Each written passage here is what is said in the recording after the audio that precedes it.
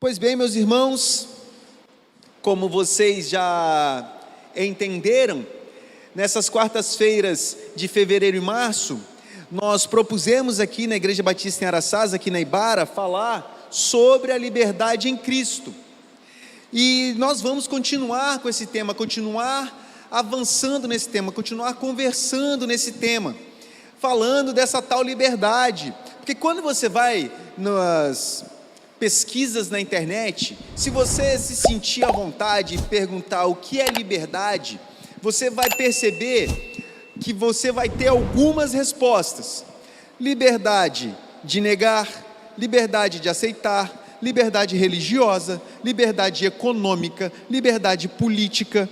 São muitas as liberdades que são apresentadas quando você procura o termo especificamente, semanticamente, o texto em si, a palavra liberdade.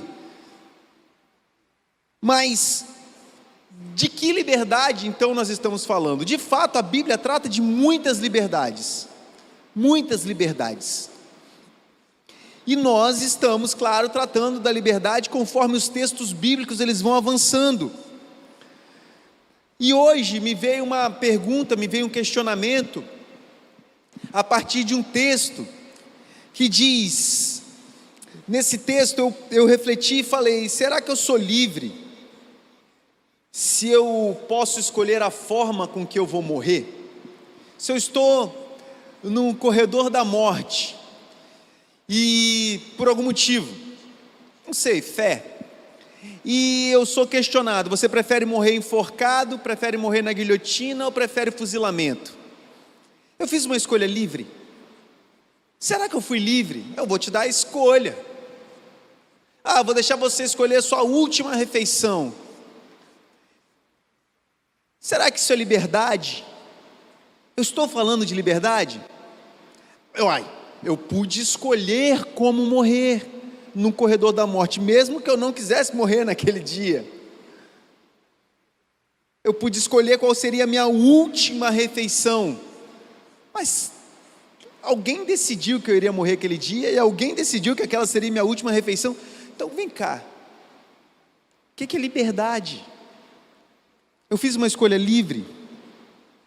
Pois bem, nós vamos ler um texto que está na segunda carta do apóstolo Paulo aos Coríntios, no capítulo 3, nós vamos ler do verso 7 ao verso 18, como sempre, nós vamos projetar o texto, e como sempre, eu vou pedir a vocês que não fechem o texto, leiam o texto, fiquem com o texto aberto. O texto está no meu telefone, não tem problema, deixa no mudo, modo avião, para evitar de receber mensagem, para evitar de que alguém atrapalhe a nossa comunhão aqui, tá bom? Então, deixe aberto o texto para que você acompanhe comigo, e deixe aberto o texto depois em casa para que você confira o texto sagrado.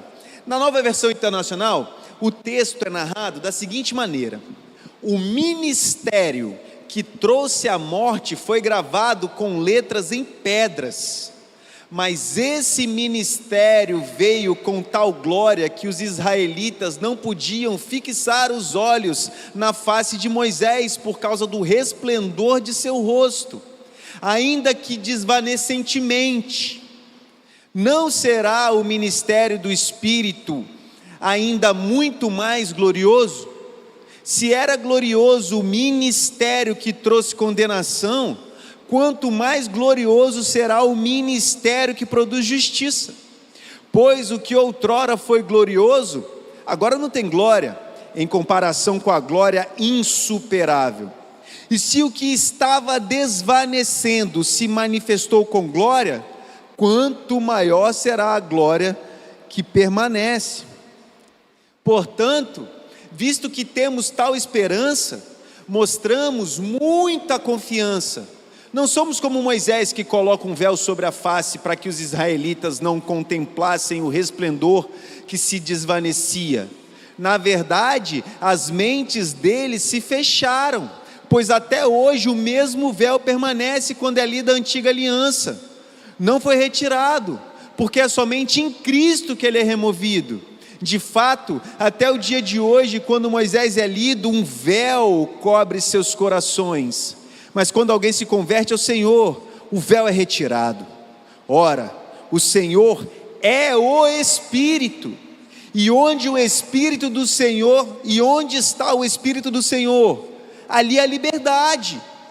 E todos nós, que com a face descoberta contemplamos a glória do Senhor, segundo a sua imagem, estamos sendo transformados com glória cada vez maior, a qual vem do Senhor, que é o Espírito. Esse texto é curioso porque nesse capítulo é o famoso, tem aquela famosa frase, aquele famoso versículo, a letra mata. E muita gente, quando lê esse texto, fala: olha, não estude muito, não faça teologia, não se dedique aos livros, porque a letra mata, mas o Espírito vivifica. E entra numa paranoia de que você não precisa estudar o texto sagrado, que você vai chegar aqui, vai abrir o texto e vai falar livremente, e o texto vai dizer o que tem que dizer. Mas o que será que Paulo está contrapondo quando ele está tratando aos coríntios dessa forma? Paulo, ele está condenando aquilo que ele era um especialista, um estudioso da palavra de Deus? É claro que não. De que letra então ele está falando? Ele está falando da letra da lei, porque a letra da lei tem em cada linha uma condenação a mim, porque a lei mostra que o padrão de Deus é muito alto para que a gente consiga de alguma maneira acalmar o coração irado de Deus que detesta o pecado. A lei mostra para mim que eu mereço morrer, e por isso que a lei traz alguém que morre no meu lugar. Por isso que o cordeiro era imolado sempre, por isso que havia sacrifício de comunhão, holocausto, etc. Vários sacrifícios cobriam muitos pecados. Até que veio o sacrifício definitivo, esse não mais que cobria muitos pecados, esse que cobriu todos os pecados daquele que ele salvou. Porque o sacrifício de Jesus tem uma particularidade: ele é suficiente para cobrir todos os pecados do mundo, mas ele é eficiente para cobrir todos os pecados daqueles que se rendem a Cristo, daqueles que entregam a vida a Jesus, daqueles que ele elege. Então, por mais potente que seja o sangue de Jesus, ele não cobre o sacrifício, não cobre os pecados daqueles que não se rendem a ele de alguma maneira, por mais que tenha poder para isso. O sangue de Jesus, uma gota é poderosíssima, mas o sacrifício os pecados daqueles que foram regenerados, esse sacrifício é plenamente capaz de nos deixar alvos mais que a neve. Por conta disso, o título da nossa mensagem de hoje é Livres de Glória em Glória. Por quê? Porque a lei me condena em todas as linhas, mas ela não me escraviza igual os intérpretes das leis tentavam.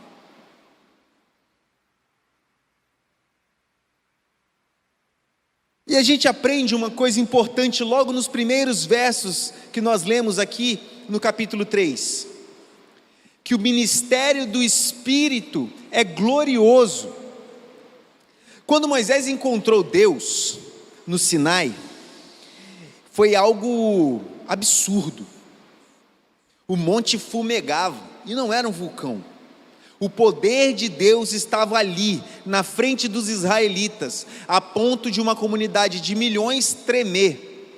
Moisés, vai tu falar com ele, porque nós não temos coragem. Vai lá, Moisés, e fala com o Senhor, porque nós não conseguimos. E Moisés, ele volta, depois do encontro, com a possibilidade que há do encontro com Deus, ele volta com um rosto brilhante.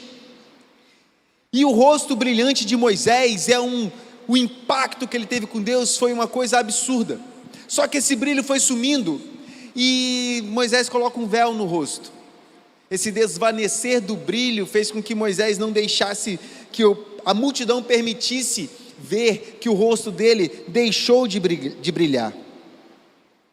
Contudo, esse encontro com Deus de Moisés foi um encontro onde Moisés trouxe a lei de Deus. Só que a lei de Deus, ela aponta para mim como um pecador, ou seja, a letra mata. porque a letra aponta para o meu pecado, e o pecado aponta para a minha condenação. Só que Deus tem misericórdia de mim, e Ele condena um cordeiro, e o cordeiro é morto por conta da minha condenação. A letra mata, e matou muito.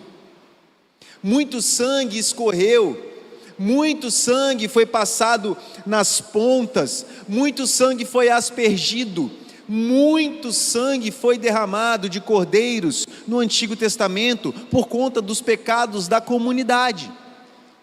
Os sacrifícios, eles eram constantes. De fato, meus irmãos, a letra mata. Mas eu estou dizendo que o ministério do Espírito é glorioso. Por quê? Porque se a lei aponta para a minha morte de forma gloriosa, porque a lei é a lei de Deus, o Espírito aponta para a nossa vida, que o Espírito nos vivifica, e o Espírito é o Espírito do próprio Deus, e o Espírito aponta para a vida, e para a vida eterna. Se Moisés e a lei condenam, cheios de glória, Cristo e o Evangelho salvam com glória ainda maior. Então a primeira coisa que nós temos que entender é que a glória não é nossa. Deus é glorioso, o ministério dele é glorioso, e salva, e me salva, e te salva. E hoje nós não temos mais uma letra que nos condena, mas um Espírito que nos traz vida, um sangue que nos sara, e um Deus que nos perdoa, Pai, Filho e Espírito, atuando, um só Deus. Nós éramos escravos de uma lei, e antes de sermos escravos dessa lei, nós estávamos escravizados neste mundo, e antes de sermos escravizados nesse mundo, escravizados pela lei, nós já estávamos condenados. Sem o Senhor não tem como, não tem o que fazer, não há o que se fazer. Por isso que Paulo, ele começa o texto dele falando: o ministério que trouxe a morte foi gravado com letras em pedras, mas esse ministério, esse que ele está dizendo, o Evangelho, veio com tal glória que os israelitas não podiam fixar os olhos na face de Moisés. Eles não conseguiam ver quem trouxe a lei, e eles continuavam assim, continuavam olhando para a lei com o véu, continuavam a olhar para a lei sem conseguir compreender. Quantas vezes a gente não faz a mesma coisa? Quantas vezes a gente não vai para a palavra de Deus como se ela fosse essa lei das nossas condenações, como se Deus fosse um ser maldoso e cruel, esperando que eu erre a qualquer momento para jogar um raio na minha cabeça? Quantas vezes a gente não lê a palavra de Deus como se Deus fosse um Senhor rabugento, que vive a sua eternidade para reclamar dos pecadores que andam por aí? Quantas vezes nós não lemos a Bíblia? Quantas vezes nós não pregamos o Evangelho? Quantas vezes a gente não anuncia a palavra de Deus como os judeus faziam, com véu nos rostos? Quantas vezes a gente não cometeu essa incrível falha de apresentar um Evangelho totalmente, não, se eu não digo antiquado, mas totalmente distorcido? Nós não cultuamos um Deus rabugento, nós não cultuamos um Deus que odeia e simplesmente destrói, nós cultuamos um Deus que salva. Não é que Ele não liga para o pecado, não é isso, não entenda assim. Deus abomina o pecado, e eu sou um pecador. Só que o sangue de Jesus, como foi dito já aqui hoje, o sangue de Jesus, ele é um óculos, que Deus agora olha para esse regenerado, e Ele não vê um pecador miserável, Ele vê um regenerado em Cristo. E nisso nós aprendemos mais uma coisa nesse texto: a nossa confiança está no Senhor da lei, não da lei do Senhor. Eu não confio a minha salvação no cumprimento da lei, mas no cumpridor da lei. Por quê? Porque só Jesus Cristo conseguiu, eu não tenho como conseguir. Não somos como Moisés, que desceu com a lei nas mãos, usando um véu. Não, não somos não. Nós não temos mais esse véu, nós não cobrimos mais o nosso rosto, nós agora estamos revelados. E nós temos o texto, e nós oramos a Deus, e nós cultuamos ao Senhor, e livremente o adoramos, e nós lemos o texto sagrado, e livremente vamos a Ele. Nós temos liberdade para dobrar os nossos joelhos e adorar ao Senhor. Nós temos liberdade para poder, em nome de Jesus, acessar o trono do Onipotente. Nós temos liberdade, tudo foi revelado. Agora não é mais o rosto de Moisés que brilha, é o Espírito que nos ilumina, e nós temos acesso a Deus por intermédio da Tua Palavra, acesso a Deus por intermédio de louvores cantados, acesso a Deus por intermédio das orações que são feitas, acesso a Deus por meio da comunhão dos santos, acesso a Deus, porque o Espírito nos ilumina. A revelação foi dada de Gênesis a Apocalipse. Deus revelou sua palavra, Deus revelou seu querer, Deus revelou aquilo que Ele quer para a sua comunidade, Deus revelou o que Ele quer para a sua noiva, Deus nos revelou o seu querer, e agora o Espírito, o próprio Deus, nos ilumina a entender esse querer. Nós somos iluminados pelo Espírito, nossas mentes agora recebem a revelação de Deus, que é a sua palavra santa. Será que ainda há alguém preso a essa lei de Moisés? Claro que tem. Será que ainda tem gente que vive como se estivesse preso a essa lei? Claro que tem. Mas essa lei é como o exemplo que nós começamos lá no início. Sem o sacrifício, a lei é: como é que você prefere morrer? Porque a lei aponta, como eu disse, cada linha da lei aponta para o tamanho do meu pecado, a quantidade de falhas que eu tenho perante o Senhor. As leis são muitas, eu posso ser cumpridor de umas 20, mas como eu já disse, só não tem 365, talvez eu consiga cumprir uns 150, mas ainda tem 200 de nãos que eu não consigo cumprir.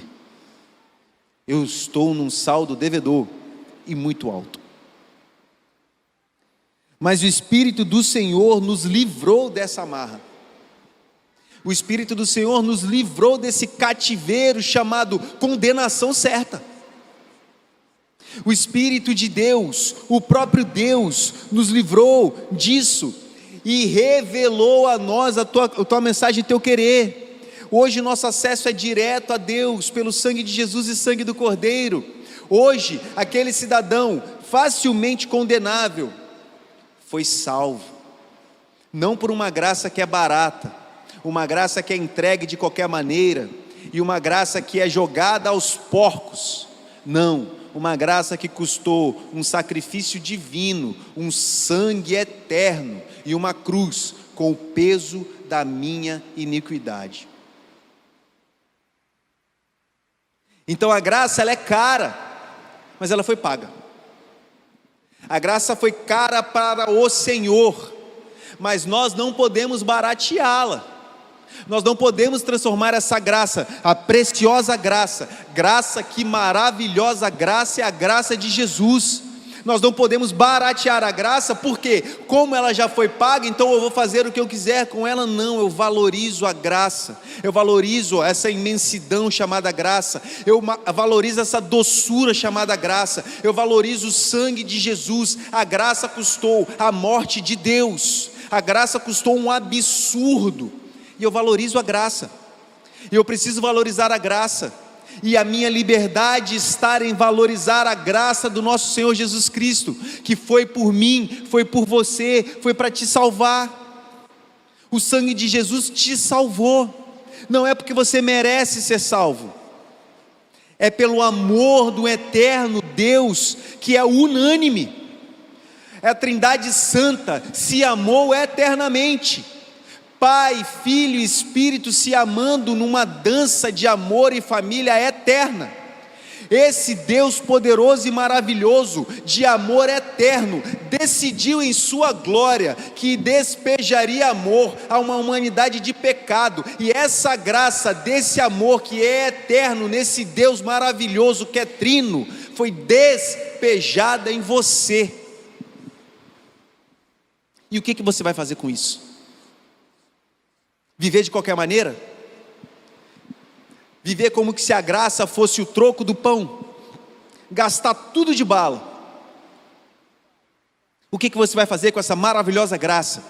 Graça de receber o sangue de Jesus na sua vida e o amor de Deus no seu coração, graça de poder deitar no colo do Senhor e descansar. Como que você vai usar a sua liberdade? Valorizando a graça de Deus? Ou desprezando como aquele jovem, aquela jovem que despreza o amor daquele menino, daquele rapaz que tanto se dedicou a ele, para viver vidas de aventuras e não sei o quê. Ou como um pai de família que destrata os filhos, que tem só amor para dar. Ou como aquela senhora que em algum momento olhou para os filhos e falou: antes vocês não tivessem nascido.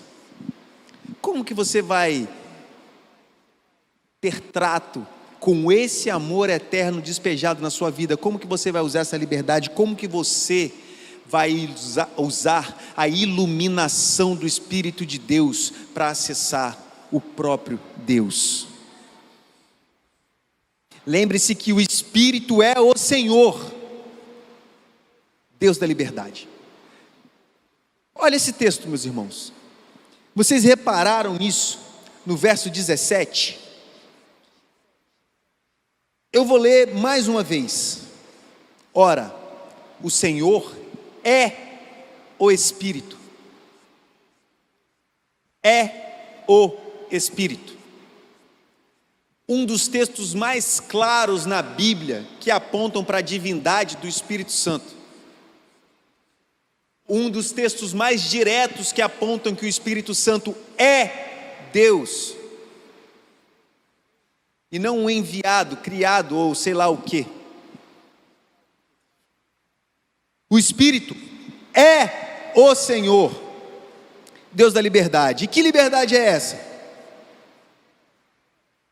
Liberdade de recebê-lo sem o véu. Então o cristão é livre, graças ao Espírito Santo, graças ao sangue de Jesus e graças ao Pai. Nós somos livres do véu que nos impede de estudar as Escrituras. A gente é livre do véu que nos escraviza a uma religião que, se nós sairmos, você vai ser amaldiçoado. Você sai, mas sai sem minha bênção, etc, etc. Nós somos livres de igrejas que prendem membros na base de ameaças. Nós somos livres de interpretações fraudulentas da palavra de Deus. Nós somos livres de interpretações monárquicas, de um soberano que interpreta a Bíblia. A partir desse soberano, todas as outras comunidades não podem ler a Bíblia, não podem chegar ao texto, não podem se dedicar ao texto, se eles chegarem a conclusões diferentes. Nós somos livres disso. Mas nós não somos livres para fazermos o que quisermos com a palavra de Deus. Porque se ela é uma palavra e ela é de Deus, eu respeito a boca. Porque se Deus fala, eu não posso fazer o que Deus não quer. A palavra de Deus não pode dizer hoje o que ela nunca quis dizer. Se eu falo que é a palavra de Deus, eu não sou livre para fazer dela o que eu quiser. Porque é Deus quem disse, não fui eu. Eu sou livre para falar o que eu quiser, não para dizer que você disse algo que você não falou. E quando eu vou à palavra de Deus, eu tenho que ir com dedicação para a compreensão do texto. E confesso, meus irmãos, tem partes que são bem complicadas no texto. mas eu preciso me dedicar ao texto. Deus, Ele inspirou profetas, homens de Deus, para que eles deixassem uma mensagem tão bem feita, tão perfeita para a gente. O que nós fazemos? Como nós usamos a liberdade de acessar a palavra de Deus? Respeitamos o texto. E usamos a liberdade que Deus nos deu para acessar o texto.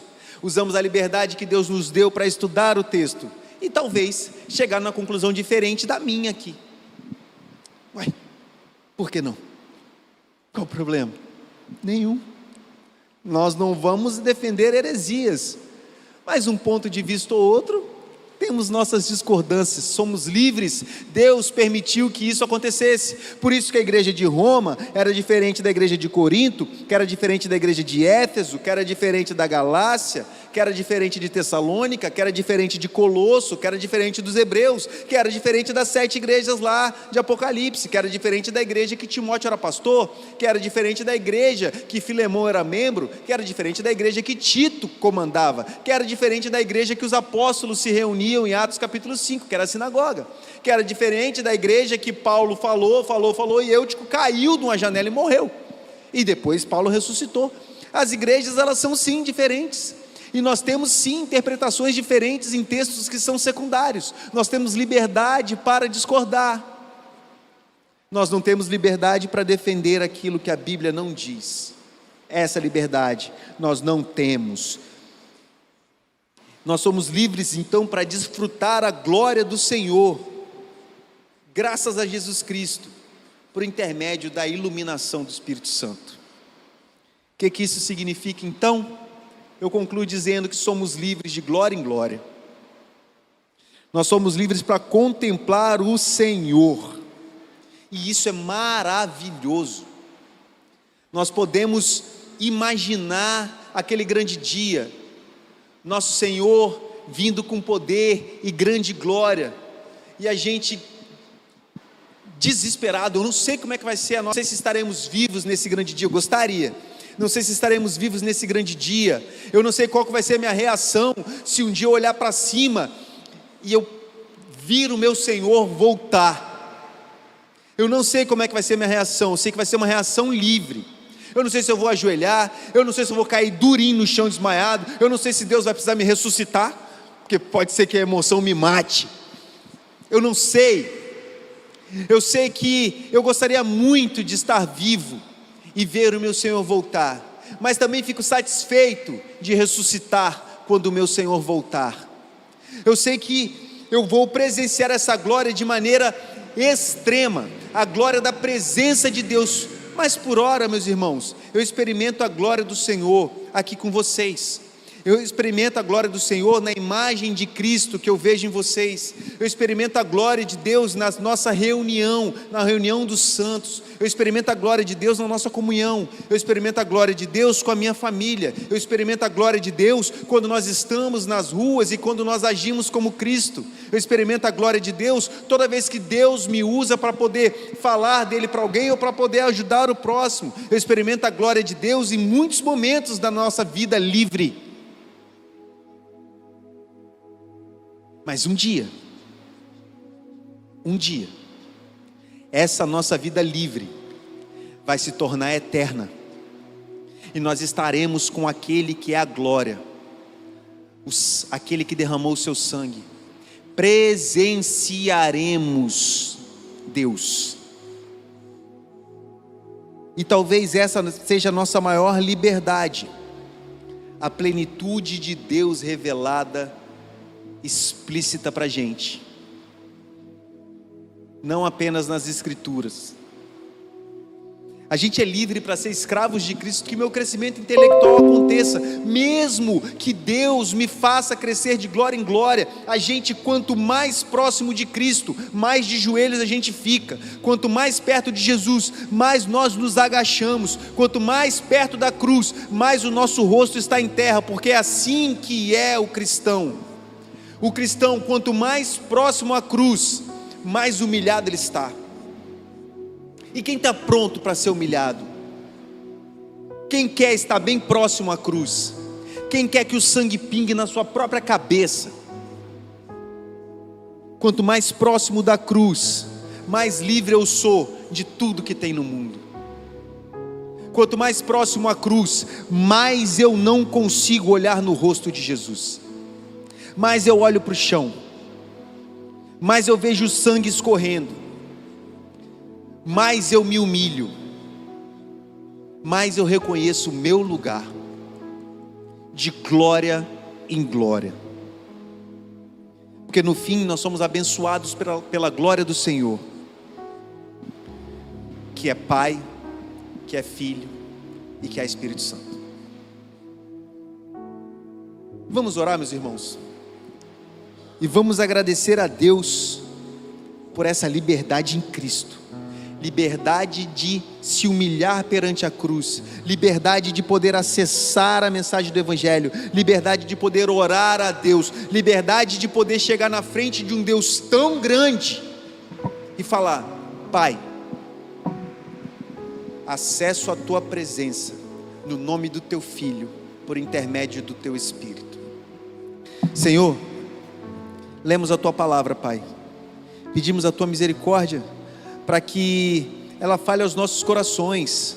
Estamos tratando de liberdade, Pai, e nós queremos ter liberdade em Ti, queremos que a nossa vida seja livre em Ti, muito mais do que uma liberdade louca de fazer o que eu quero a liberdade de fazer aquilo que o Senhor tem preparado, Pai, porque a Tua vontade é boa, perfeita e agradável, que eu consiga compreender a Tua vontade, Pai, que eu consiga entender qual é o Teu desejo, Pai, qual que é o Teu querer, Senhor, que a Tua igreja, Pai, cresça de glória em glória ao Teu nome, que nós avancemos em direção à cruz, e que nós terminemos, Pai, as nossas caminhadas de joelhos perante o Senhor, e que a graça soberana de Jesus, o amor do Pai, e as doces e sublimes consolações do Espírito Santo, esteja com todas as igrejas que aguardam a Tua vinda, até que o Senhor volte. Amém.